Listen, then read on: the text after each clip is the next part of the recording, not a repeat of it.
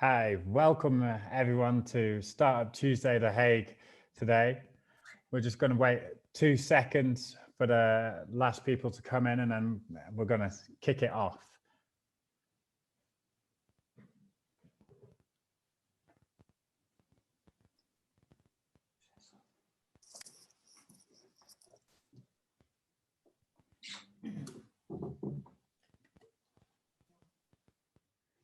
Hi everyone, welcome to Startup Tuesday The Hague. This is a recurring event for inspiration for everyone interested in the entrepreneurship economy in The Hague and around The Hague.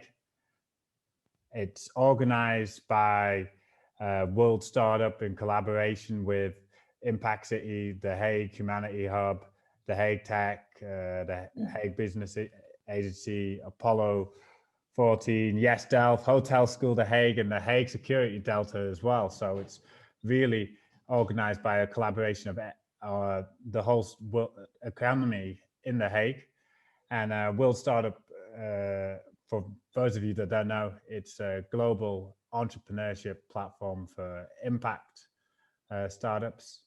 And today, I'm really excited to be joined by Wyke Potjer and Asceline Groot. I don't know if I said your names correctly, but these two are partners, columnists, and authors from hetkanWEL. And that's in English, that's like We Can Do It. And that's an award-winning sustainability website of the year in sustainability category 2019, 2020. And they've written a book. So very excited to have you here and to hear about some of the sustainability trends and tips that you've got for us. Thank you. Now I'm going to head over and give it over to Wyke and Asceline. Thank you. Thank you. Thank you, Teddy. So my name is Wyke. It's a difficult name to pronounce. And together with Asceline, we took over hetkanWEL in 2019, I think it was.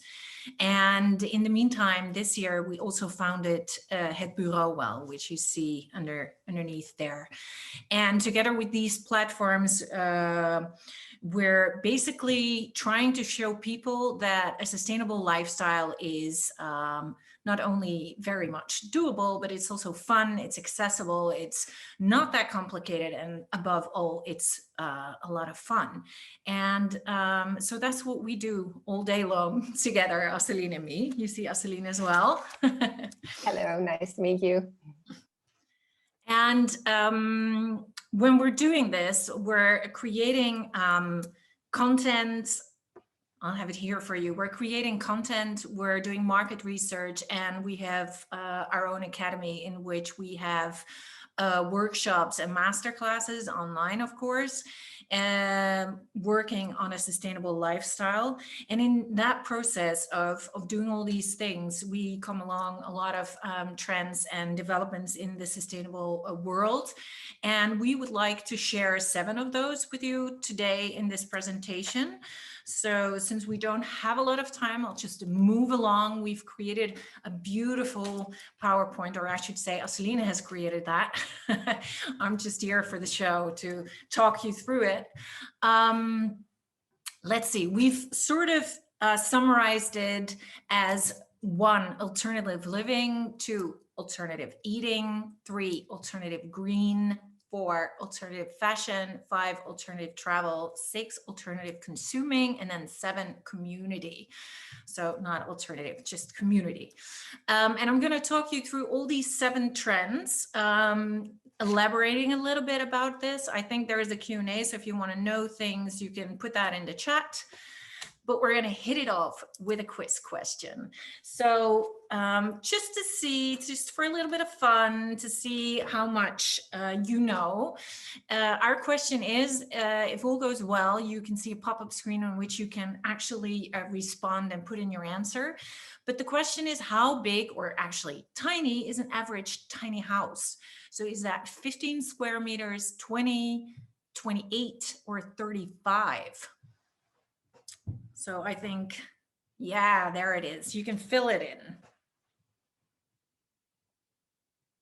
You have, I think, a couple of seconds just to fill it in. Hit the box, check the box that you think is the right answer, and then we'll see what the majority will think.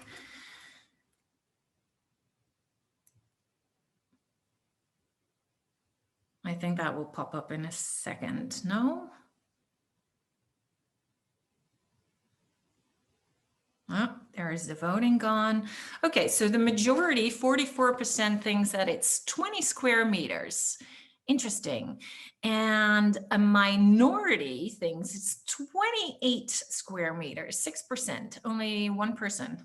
It is 28 square meters, so congratulations. I have no prizes to give you, just for fun.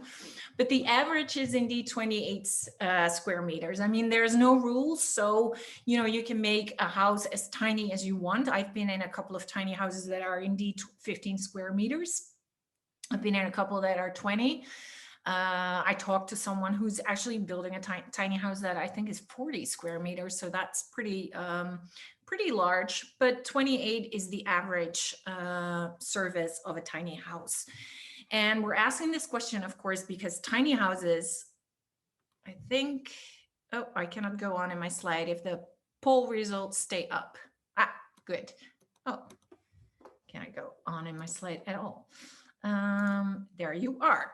So there you are. I hope you all can see it, and this will just disappear pretty soon. So tiny houses are, of course, part of the trends in alternative living, as we summarized it as.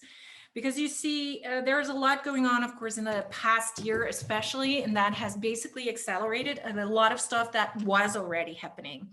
For instance, the amount of single households is increasing massively. So we have now 2.6 million, I believe, and in 2030, it will be 3.5 million single households in the Netherlands. And with single households, I mean households that consist out of only one person.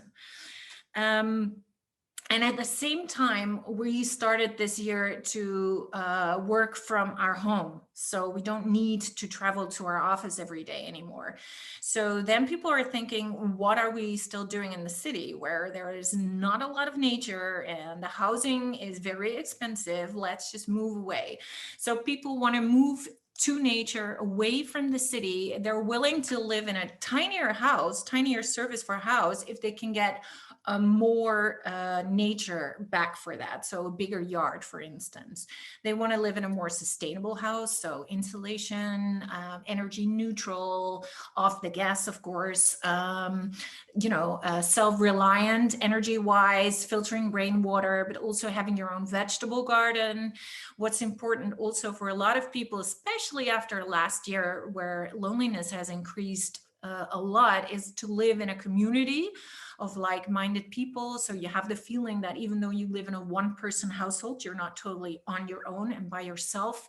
You can actually help each other and be there for each other without, living together.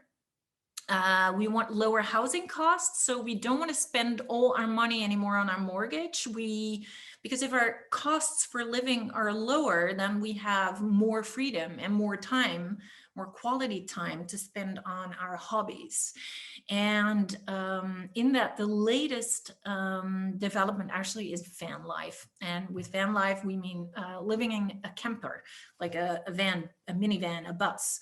We're totally joking last couple of weeks, like move over tiny houses that are very popular because van life is coming your way. And there's more and more people who want to live the van life or the life of a city nomad because it gives them freedom.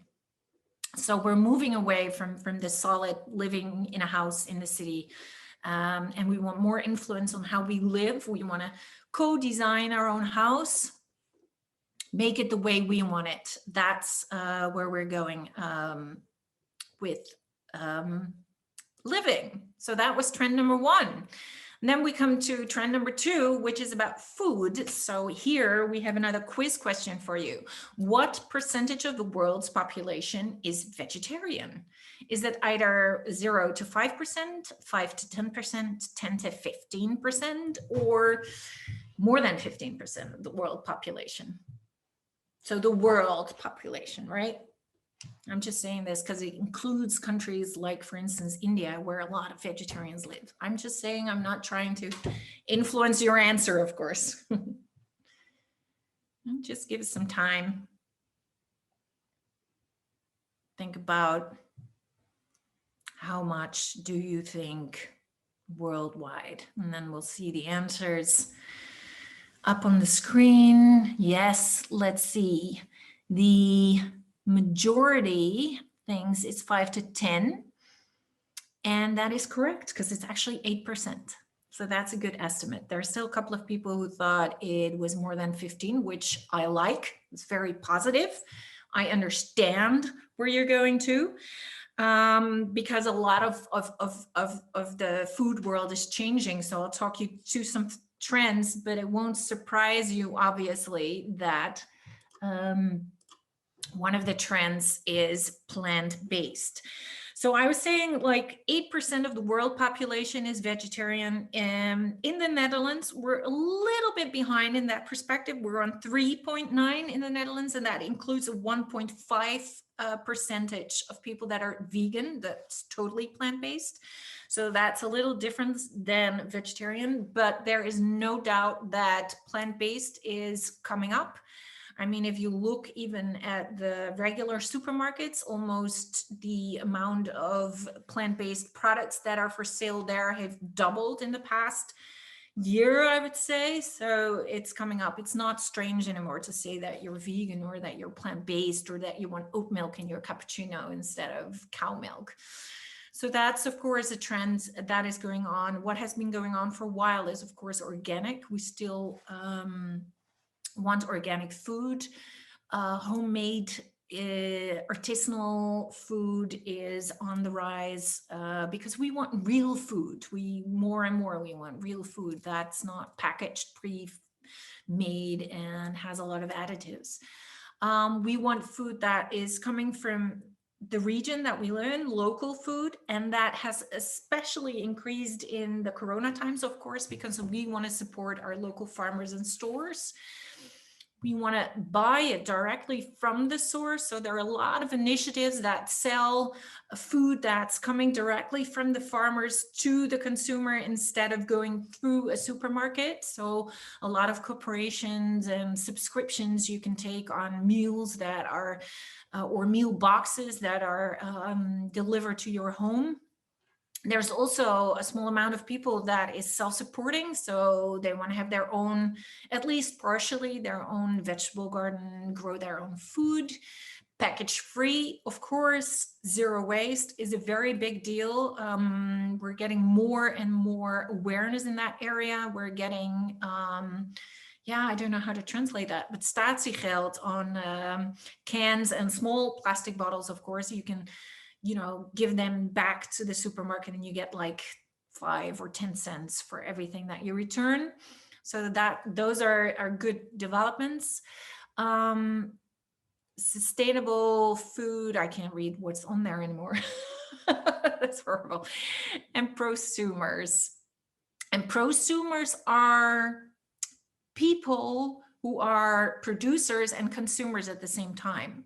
So consumers are more and more wanting to get involved in their products that they're eating. So they want to decide what is in the store. They want to decide what is on their plate. They want to decide what it will cost, or at least co-decide. So not maybe fully, but they want to vote in. So those are the trends on food. So I want to hop on to the third trend that we want to discuss. We're picking up the pace here, alternative green. So this is about, all the nature that is around us. So how big is the world's biggest rooftop farm? Is that 10,000 square meters, 12,000 square meters, 14,000 square meters, or 16,000 square meters? And you can all place your answer.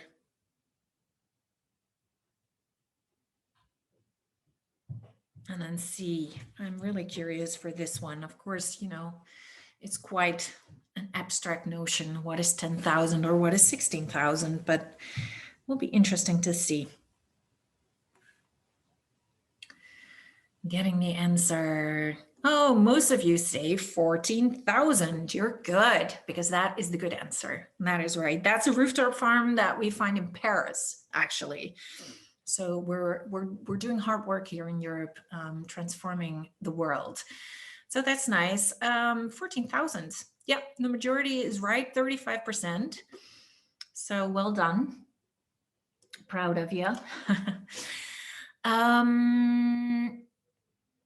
Yeah, like I said, the biggest rooftop farm is in Paris. We also wrote recently about the biggest vertical farm that is being built in Copenhagen.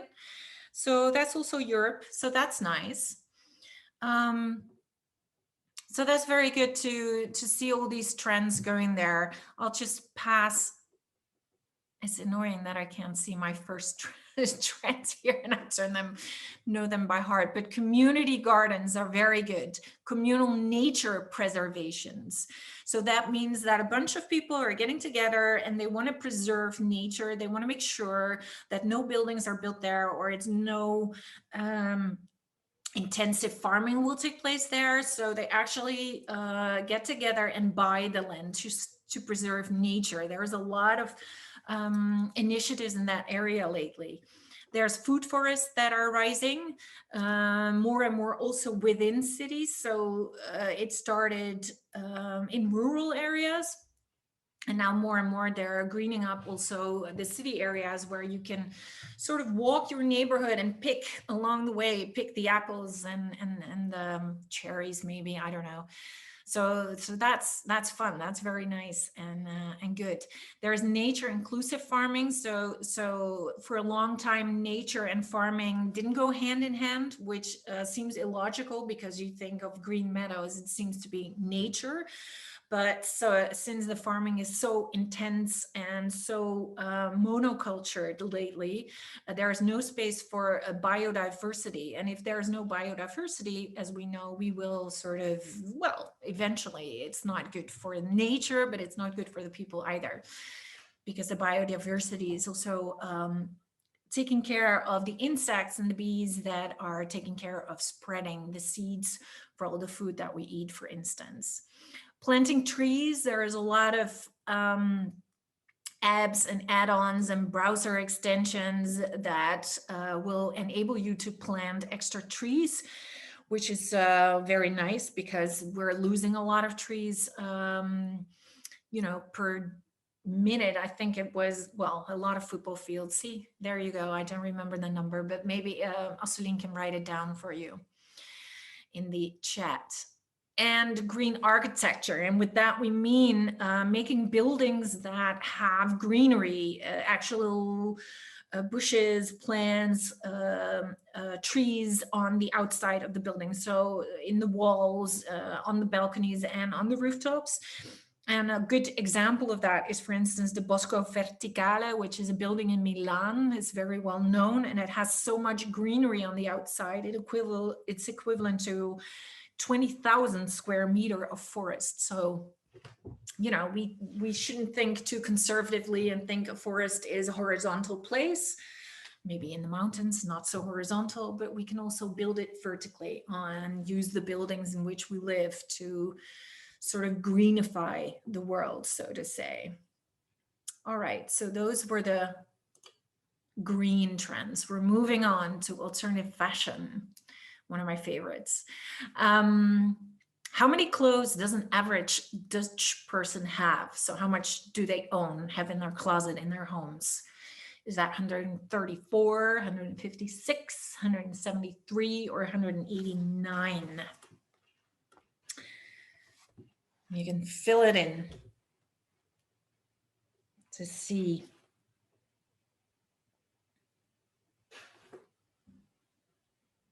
Curious as to what you're all thinking. You're doing really, really good so far. Only the tiny house, the majority didn't have it, but the other questions, the majority had the right answer. And also now majority has, oh, the questions are too easy. Majority has the right answer. It's 173.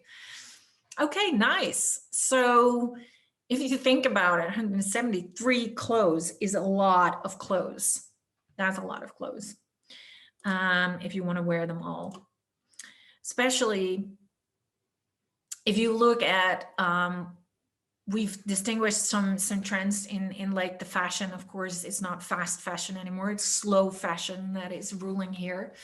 And one of the things I'm just hopping to point 3 is the capsule wardrobe. And with the capsule wardrobe, you have 37 items in your closet that together form 80 outfits. So consider that if you have 173 items in your closet, how many outfits you could make with that. I mean, that basically means you never have to buy clothes again, which is unfortunately not what we're doing.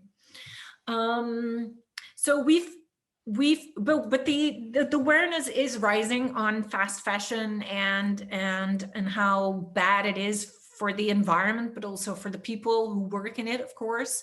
So we're moving a little bit towards pre-loved and pre-owned, which are just basically nice words for, which I like more, for secondhand clothes. Just consider it that you loved a piece of clothing and now you're handing it on to someone else who can love it. So that's basically what that is. Clothing swap is still on the rise. We saw a very nice trend during Corona in which people, of course, they cannot meet again in a big clothing swap. So they decided to make it into a chain clothing swap. So you fill a bag with clothes and then you bring it to your neighbor or someone a couple of streets away. They look through it, keep it for a couple of days and move it on. And we wrote about it ever since. I mean, they've had so many people joining. It's so nice to see how popular that is. Capsule wardrobe, I already said, and the 30 wear rule, basically meaning that if you buy something new or pre-loved, pre-owned, just ask yourself the question, am I going to wear this 30 times? And only if the answer is yes, you buy it. If the answer is probably not, because it's for a wedding and I'm probably going to wear it only once, then maybe not buy it. Maybe rent it or borrow it or something like that, because we see that happening as well. There is a lot of clothing libraries, as they call it, in which you can borrow or rent clothes. You can, of course, share them. We're going back to that community. We're sharing our clothes. Another very big trend in fashion catching on is vegan leather. Since vegans and plant-based eaters are on the rise, vegan leather is also on the rise. And there are a lot of great developments there, making leather from pineapple, from apple, from cactus, from mushrooms. So that's very interesting. And also trying to fabricate leather in the lab, like we're growing meat in the lab, as you know.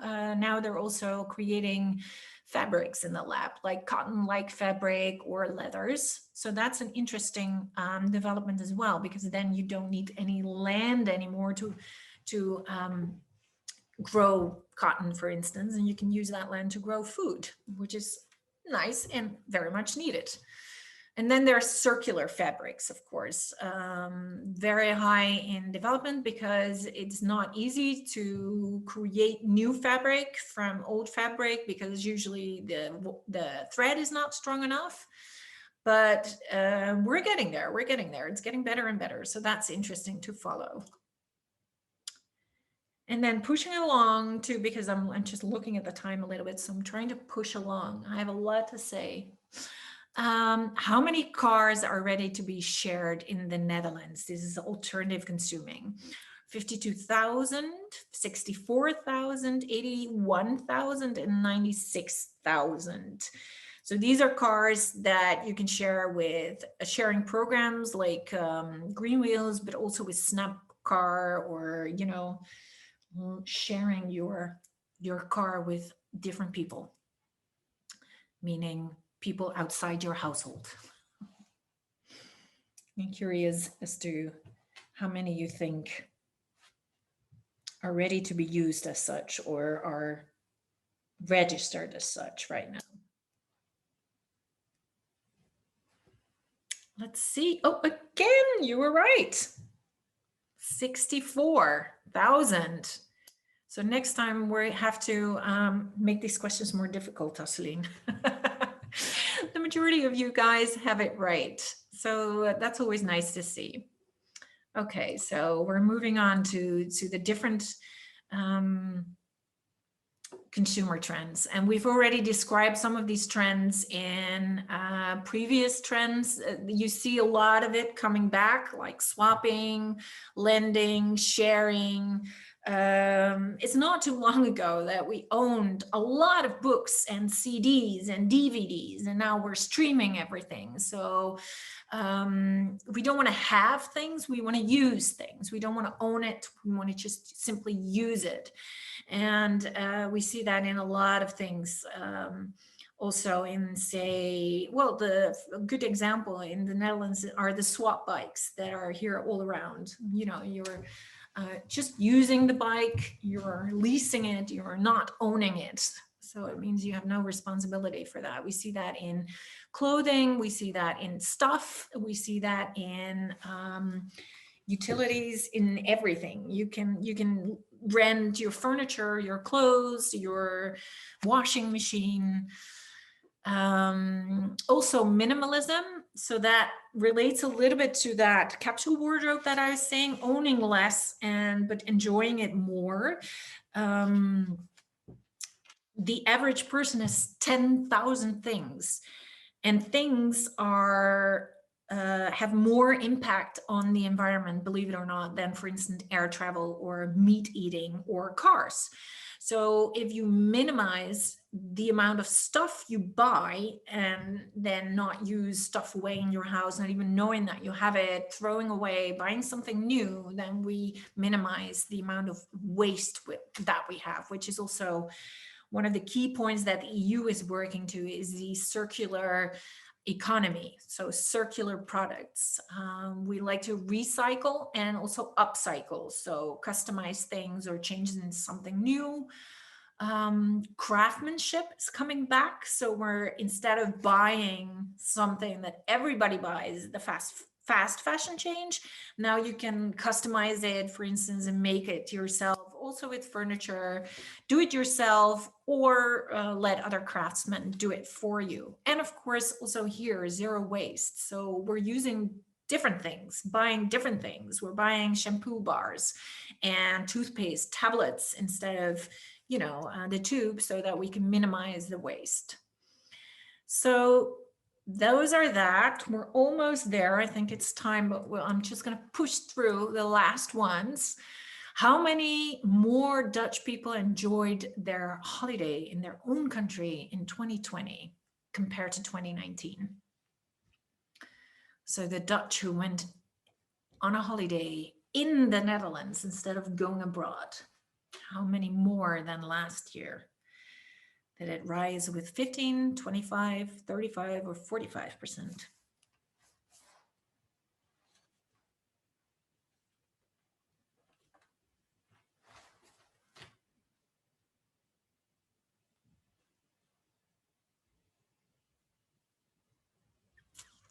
All right.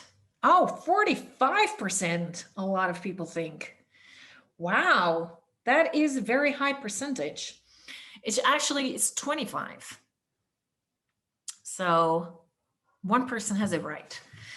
I know that doesn't seem enough, because last summer was a little bit of a weird summer in that perspective. Of course, we had Corona. But I have to say, so it's a little bit of a tricky question, that we traveled less in general last year. But of the travels that we make, 25% of us stayed in the Netherlands, more than in 2019. In fact, the Netherlands was the #1 destination of last summer holidays. And in 2019, it didn't even appear in the top 5, because I think France was still on top of the list. So yeah, here you see all the trends that we having to travel. And to sort of wrap it all up, we're going for slow travel, and that is closer to home as a result of that, because, you know, if you want slow travel, you need time to go all the way to Japan. It can be done. We wrote about it in our book, actually, about a couple with 2 kids who took the camper van life, there it is again, to Japan, and I think it took them 3 months or something like that. So we see things like that happening. Young people hitching a ride with sailboats to cross the ocean to go to the United States because they don't want to fly anymore, they don't want to use the plane anymore. So train, car, bike, foot, it's all coming together. You share a ride, you go together, and you go closer to home, because we're sort of rediscovering that places close by home are actually just as beautiful as faraway places, and sometimes even sort of look similar. So that is interesting to see that development that we're seeing, that we don't need to travel all across the globe to see a beautiful beach, for instance, or mountains, or, you know, glaciers or whatever. We have it all right here in Europe, so we can travel there with a more sustainable means of travel, like the train or the car. Of course, a lot of improvement still needs to be done with the international train network in Europe, but we're getting there. Some of these trips are actually already faster with the train. For instance, if you go from Amsterdam to London, it's already faster by train than by plane. And Paris, same story. Berlin as well. So take that in consideration next time you go. Last question, almost there. How many people 15 plus in the Netherlands felt lonely in 2020? Yeah, very sad question, actually.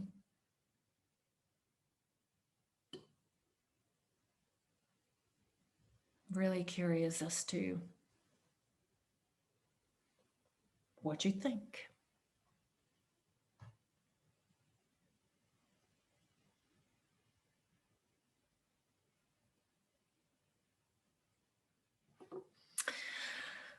%35% is what the majority thinks, and very close runner-up is 26%. It is actually 26%. So, but I do get where you get 35% from. It's all over the news, of course, that people are lonely, and it's not only the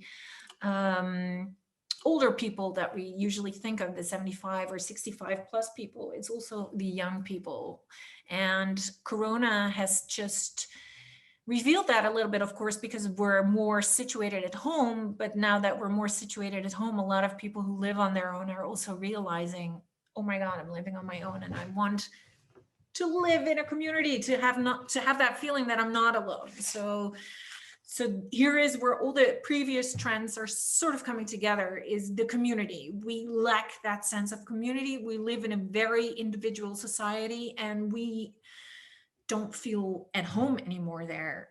We feel lonely. So what we want to do is all these things: living apart together, for instance, having different families, living together in one building, but still having your separate households, your own living room, etc. So it's not like a dorm like in college time. Community gardening, sharing a garden in the street, for instance.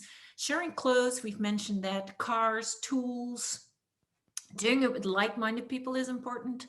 Hitching rides, we've mentioned that. And also with like-minded, we don't mean necessarily only people that are your own age. For instance, it's multi-generational. So that is the trends in the community. The community is sort of the foundation of all these sustainable trends that we've mentioned before, the sharing, etc. So this was very, very fast. I do realize that we didn't have a lot of time. So if I rushed you, I think you can watch it back and look at the slides and think, what the hell did she just all mention? It's a lot to take in. Or maybe not, maybe it looked very familiar to you. You can always contact us as well if you have questions. Our emails are right there, as are our websites. So I don't know if we have any questions, or if we're rounding this up.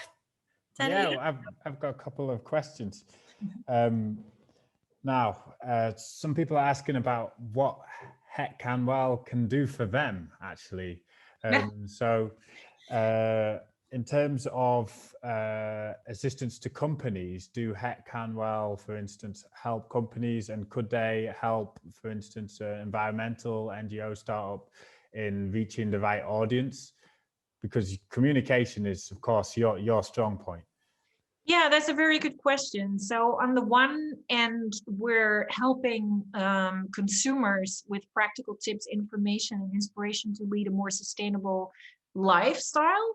And on the other hand, we help brands to reach that audience that is interested in a more sustainable lifestyle. We have quite a big community of people, so we know what works for them as a message, as a communication means.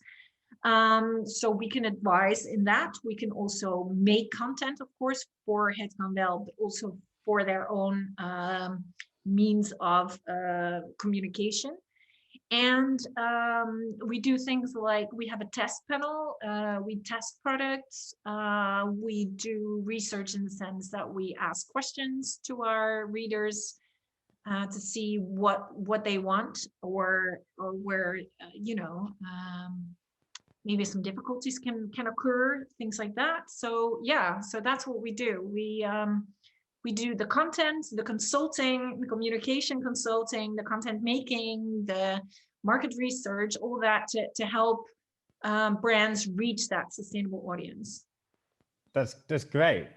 In terms of that presentation that we just had, we had all these alternatives, and at the end of it, we had community. How does community relate back to sustainability and what's going on, and especially how do you think it's going to relate after COVID?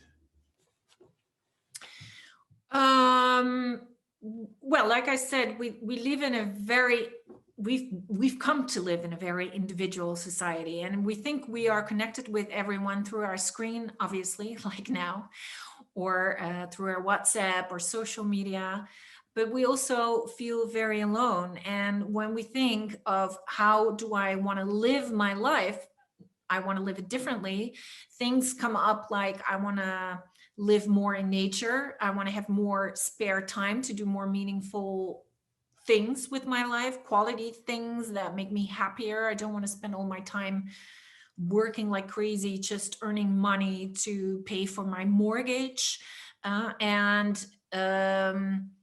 Community is the basics or the foundation of all these trends, because you also see sharing as an option. And that, of course, is sustainable, because if I have a car, you don't need to buy one because you can use mine, for instance, or a washing machine or clothes or etc. So if you live in a community and you share stuff, you don't need big houses anymore. So you have more space for nature, more space to grow food and things like that. So it's all, interrelated. I hope that answers your question a little bit. I could talk about this for hours, obviously. Are you personally engaging, or Asceline, either you engaging in any of the trends that we've seen today? Oh, yes, for sure. First of all, we try to do everything ourselves and try how it feels, what works for us and what doesn't work. And not everything, of course, because it's difficult to change your house. But Wyke, for example, is going to live in a tiny house in May for a few days just to experience the feeling. And then we write about it. We try everything from making our own cosmetics to swapping clothes with friends, or not buy anything for a month, or we not only write about the trends, but we also experience, because we think our experience will add some extra information, but also inspiration to the people we write for. And sometimes it's quite confrontational. We thought of a nice fashion challenge for the both of us, partly because of Corona. You sit in your same sweatshirt and jeans all day long because you're on your own in your house. But we thought, let's just see if you have that capsule wardrobe and you can make so many outfits of it. How long does it take us before we use everything in our own closet? You know, so we decided to wear everything once and then see how long it would last until we've worn everything. And so it took me 27 days. I think you're still going, right, Asceline? I'm still going, yeah, but Yeah. the end is in sight. Yeah. It's quite embarrassing to admit, but why not? But it's a nice way of, we write about it in all honesty, and it's also a nice way to find out where your own vulnerabilities are and if you can change that. And it creates awareness in a playful manner. So also for ourselves. Yeah, and I think our whole idea is that you don't have to be perfect to live a more sustainable life. You just have to try and pick out what's good for you and do your best. Yeah, absolutely. Everyone can do it. Exactly. Yeah, Exactly. I can imagine from it that you sometimes come across that being sustainable costs more, or it's just more inconvenient to recycle instead of throw it away. How can you promote the sustainable when sometimes it's these extra little hurdles in the way? Well, Yeah, I think it differs. Oh, you go ahead, Asceline. yeah. I think it's the first thing people always think when it's about sustainability, like it's expensive or it takes a lot of effort.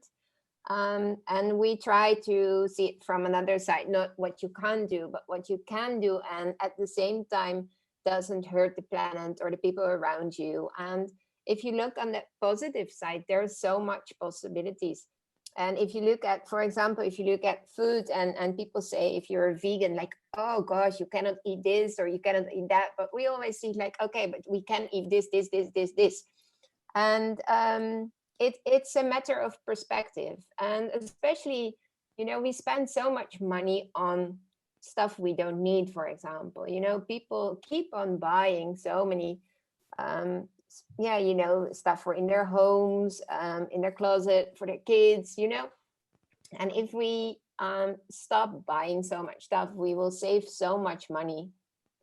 And that's, I think, the most important thing. So consume less and you will save money, and then you can spend your money on slow travel or good foods, organic foods. And it's all a matter of perspective. Yeah, that hetkanWEL. Yeah, we can do it. Yeah, exactly.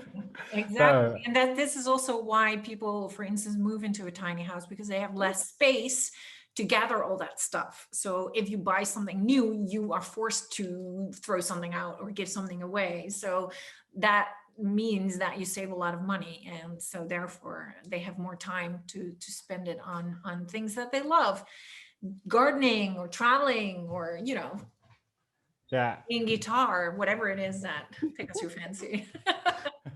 Being happy generally. Absolutely.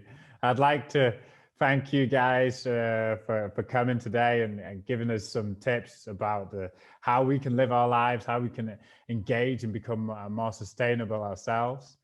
And I just encourage everyone who has questions to get in touch with Wyke and Asceline from hetkanWEL. And what I'd like to say is, in a month's time, 6th of April, we'll be having our next session of next edition of Startup Tuesday The Hague, and that will be Agri Yoda on a decentralized bioeconomy, again, sustainability topic. So if you enjoyed today, we'd like to see you again 6th of April, and thanks for joining, everyone.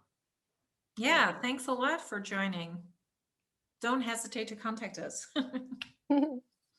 We have so much more to say. Sorry, I had to cut you off in time. That's okay. I could have kept on going. Hours and hours, yeah. So much knowledge to share and so much enthusiasm to share it with that. Yeah, it's nice. Yeah, thank you for hosting. It was interesting to see actually what the thoughts of the audience were in these polls. Yeah. And that's something that we were trying, and to see actually, okay, yeah, it also shows you that this is a real, the loneliness, for instance, the audience even saw it as higher than what it was. It shows you it's really a real issue that people are dealing with. Yeah. So yeah, absolutely. That's because we're all stacked away in our own little individual boxes. That's how we built literally the houses, you know what I mean? Yeah. Like 100 years ago, that wasn't the case. Not saying that life was better 100 years ago, by the way, but there were some other things. There was no electricity back then. Yeah, exactly. So yeah, I'm just, putting that disclaimer out there right away. But yeah. We're still recording week, so yeah. I know. Have to put that in there. But yeah,